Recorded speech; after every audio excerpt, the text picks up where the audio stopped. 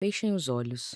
Eu tenho uma surpresa para vocês. Essas foram as palavras. Não houve gritos, não houve discussão acalorada naquele segundo exato. Apenas um pedido suave de um filho para seus pais. Mark e Susan Patrick, sentados no sofá da sua casa confortável, confiaram. Eles fecharam os olhos esperando talvez um presente, um pedido de desculpas, um gesto de reconciliação após uma semana turbulenta. O que eles não viram foi o movimento frio e calculado do adolescente de 16 anos. Eles não viram a pistola Taurus 9mm sendo erguida. Eles não viram o dedo iniciando o gatilho.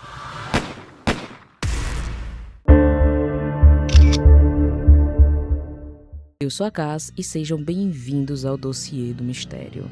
Pega seu café, sua bebida, senta bem confortável, aperta o play e me acompanha em mais um caso que a gente vasculha a mente humana. Em 20 de outubro de 2007, a calma sagrada de Wellington, Ohio, foi estilhaçada. O que a polícia encontrou na sala de estar desafiava a lógica. Não foi um assalto que deu errado, não era um invasor psicopata, era o resultado de uma guerra silenciosa travada dentro da mente de um jovem. Uma guerra entre a realidade estrita e religiosa de sua família e um mundo digital ultraviolento onde ele se sentiu um deus. Hoje, vamos mergulhar nas profundezas do caso Daniel Patrick. Vamos entender como uma infecção, um isolamento imposto em um disco prateado de policarbonato, digamos de passagem, o jogo Halo 3, se combinaram para criar a tempestade perfeita. Esta é a história de como a linha entre o virtual e o real se dissolveu e de como um game over se transformou em um crime irreversível. Para compreender o final dessa história, precisamos voltar ao início.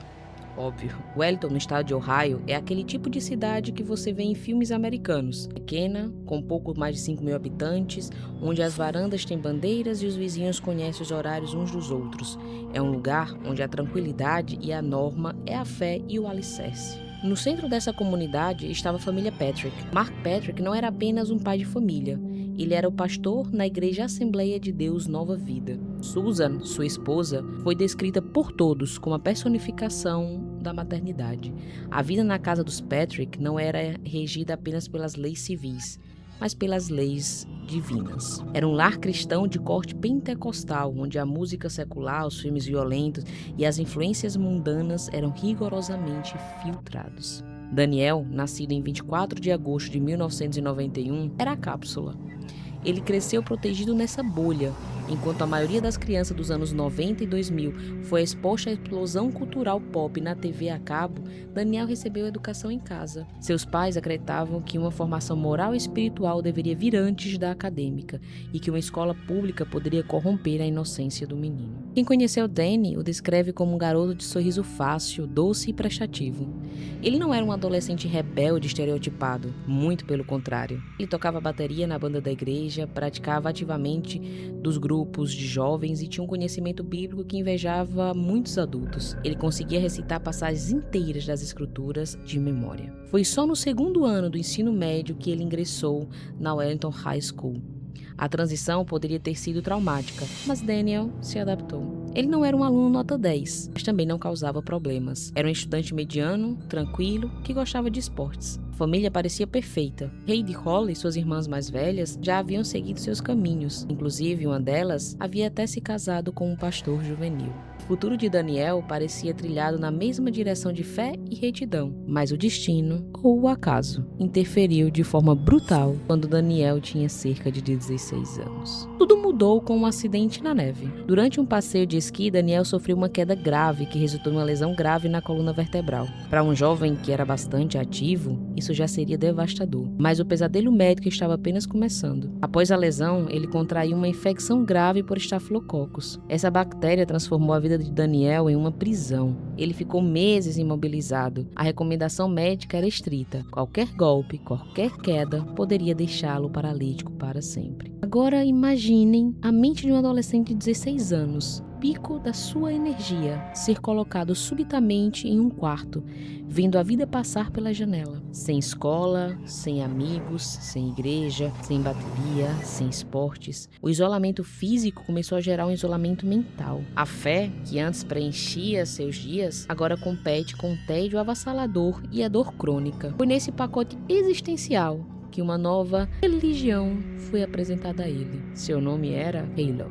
Foi seu amigo, Jonathan Johnson, quem lhe apresentou o jogo. Para quem não viveu a cultura gamer dos anos 2000, é difícil explicar o que essa franquia causou. Não era apenas um jogo de tiro, era uma ópera espacial, uma saga com uma mitologia profunda, trilha sonora orquestral e uma narrativa de heróis e sacrifícios. No jogo, você controla o Master Chief, um super soldado geneticamente modificado, porém que é cego, mais forte e invencível. Ele é o salvador da humanidade contra uma aliança fanática chamada Covenant. Para Daniel Patrick, o menino doente, frágil e confinado à cama, Master Chief não era apenas um boneco na tela. Era uma projeção idealizada. No mundo virtual, a coluna de Daniel não doía. No mundo virtual, ele não precisa ter cuidado para não cair. Halo, ele era poderoso, letal e tinha uma única missão. O passatempo logo se tornou um hábito.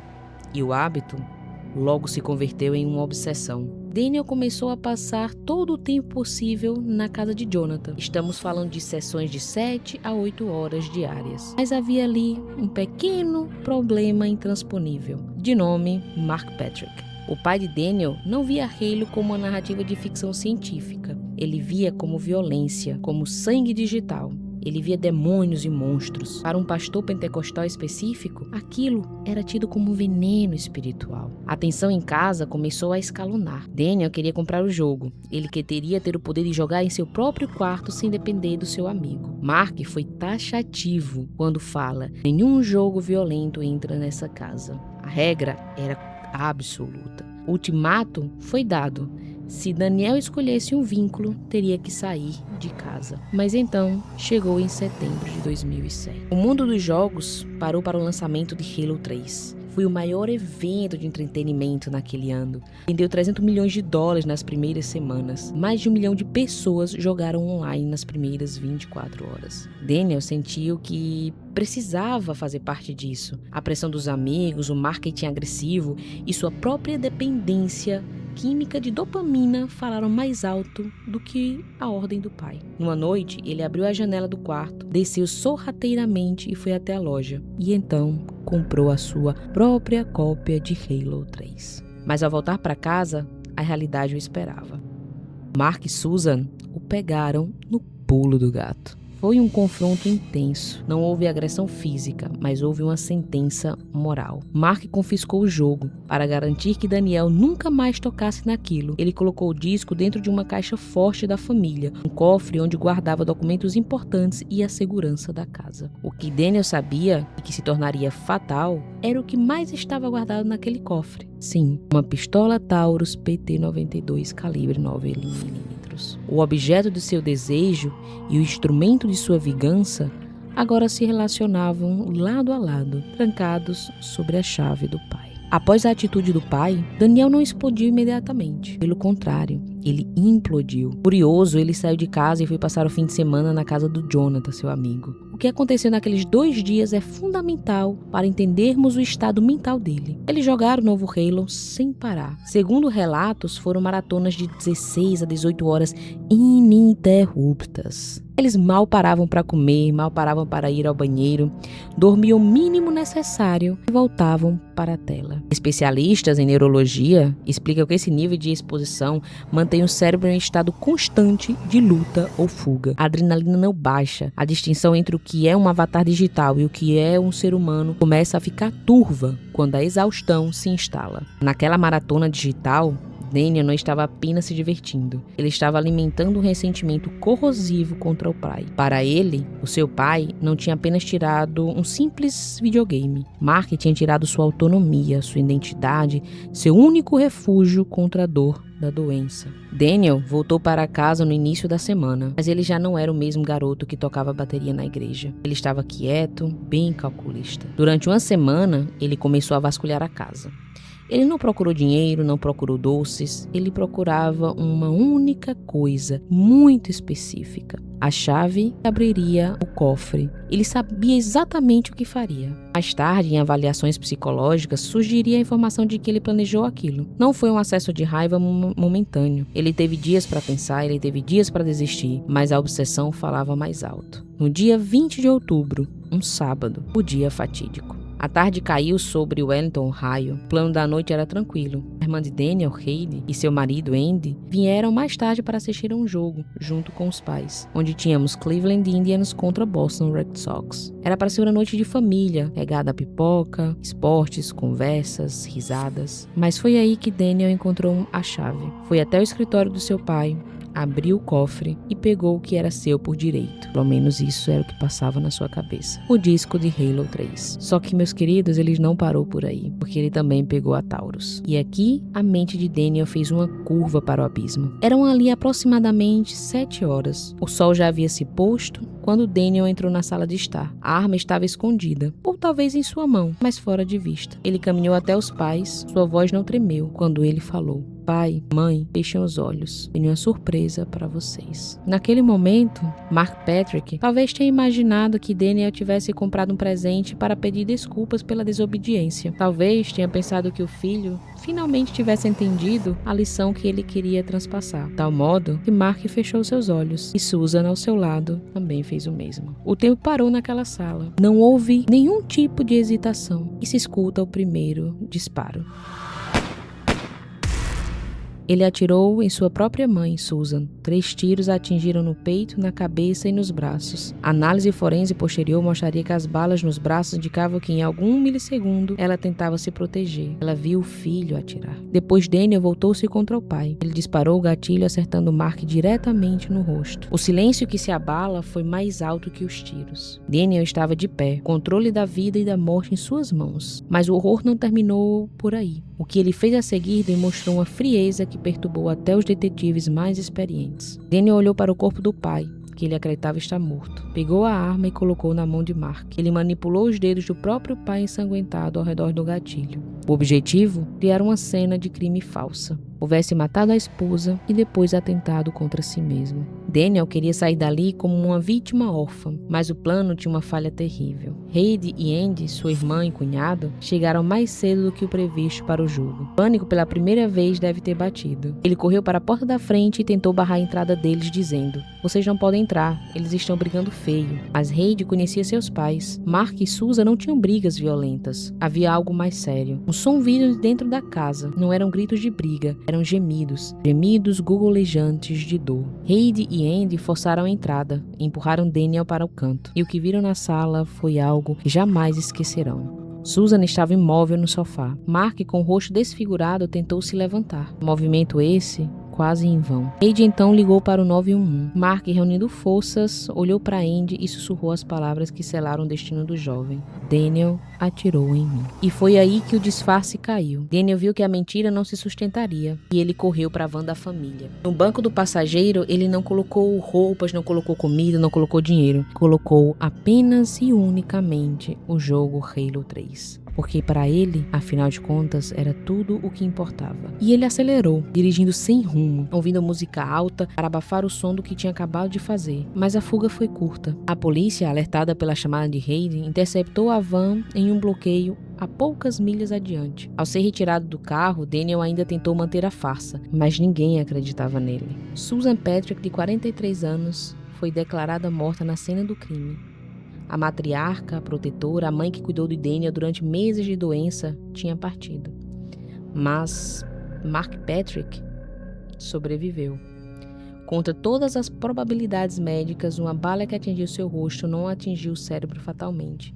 Ele passou semanas em estado crítico, a mandíbula estilhaçada, submetida a inúmeras cirurgias reconstrutivas. Ele teve que reaprender a falar, a comer, mas a dor física não era nada comparada com a dor emocional. O julgamento de Daniel Patrick ocorreu em dezembro de 2008 e se tornou um circo midiático e um estudo de caso jurídico. A promotoria, liderada por Anthony Silo, pintou Daniel como um assassino frio e calculista. Eles enfatizaram a semana de planejamento, a busca pela chave, a montagem da cena do crime. Para eles, o videogame era apenas o motivo da raiva, não a causa da loucura. A defesa, porém, tentou um argumento arriscado: a insanidade temporária causada pelo vício. O advogado James Curson argumentou que Daniel vivia em uma realidade paralelamente. E após meses de isolamento e maratonas de 18 horas do jogo, seu cérebro jovem não conseguiu mais processar a permanência da morte. Em Halo, se você morrer, você aperta um botão e renasce. A defesa sugeriu que, na mente quebrada de Daniel, atirar nos pais era como eliminar um obstáculo no jogo, algo que com um simples apertar de botão se tornaria reversível. Mas adivinhe só, óbvio que não. O juiz, que presidiu o caso,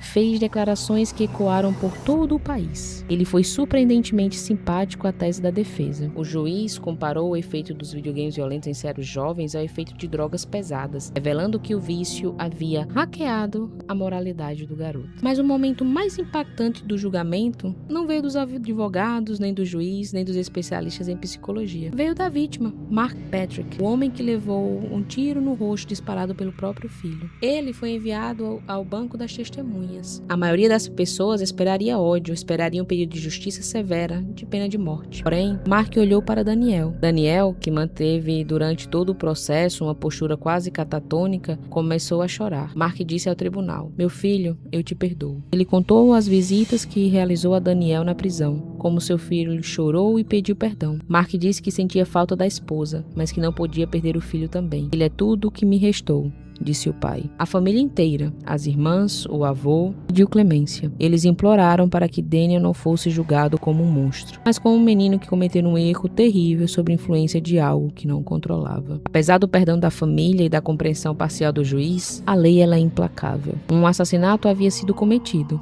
Uma vida havia sido tirada. Por ser menor de idade na época do crime, com apenas 16 anos, Daniel escapou da pena de morte, mas o veredito final foi prisão perpétua, com possibilidade de liberdade condicional após 23 anos. Isso significa que Daniel só poderá ver a luz do dia como homem livre em 2030, quando tiver quase 40 anos. O perdão de Mark é um testamento da sua fé inabalável, mas também um lembrete doloroso de uma família que foi quebrada ao meio. O caso Daniel Patrick acendeu como gasolina no fogo o debate sobre a violência nos videogames. De um lado, ativistas como o advogado Jack Thompson tiveram a tragédia para dizer: "Eu avisei." Eles argumentaram que os jogos como Halo, GTA, Call of Duty são simuladores de assassinato, treinando crianças para matar sem remorso e sensibilizando-as para o horror. Do outro lado, a indústria e milhões de jogadores defendem que os jogos são apenas entretenimento. Eles apontam estatísticas, onde milhões de pessoas jogam Halo e não matam seus pais.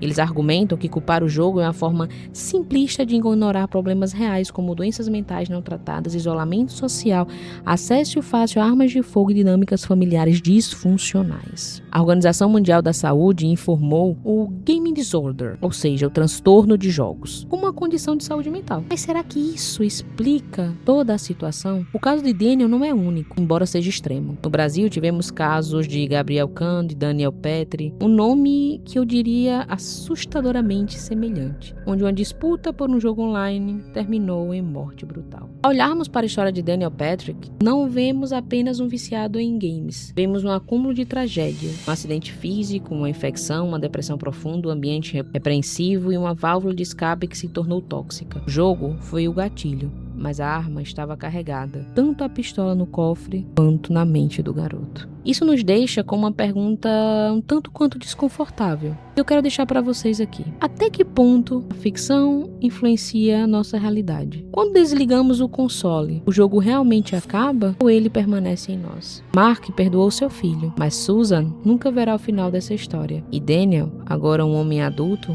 na prisão, tem o resto da vida para pensar se aquela partida extra de Halo valeu o preço da sua alma. Eu sou a Kaz e esse é o Dossiê do Mistério. Muitíssimo obrigada por acompanhar a mais um vídeo nas profundezas da mente barbária do ser humano. A gente se vê no próximo vídeo. Um abraço do meu lugar do mundo e tchau!